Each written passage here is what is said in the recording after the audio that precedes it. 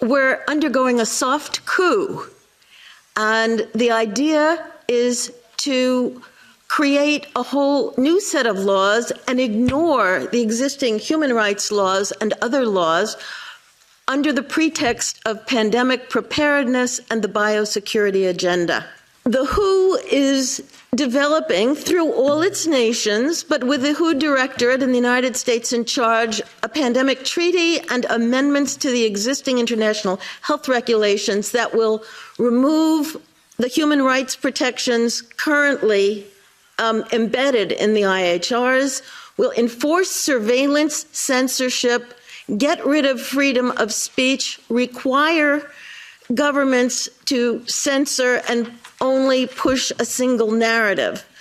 Also, we will be subject, if they can make this work, to vaccines developed in 100 days, which the organization CEPI is planning to do. And one of the people who founded CEPI was Jeremy Farrar, who is now the chief scientist at the WHO to bring this forward. Other things that the amendments do is to bind the states so they're no longer recommendations but enforceable edicts, provide a liability shield, get rid of intellectual property rights, move supplies from one country to another, enforce digital passports, and the Director General of WHO can demand that a pandemic or a potential pandemic exists. He can just declare it with no standards, and then countries around the world will have to obey.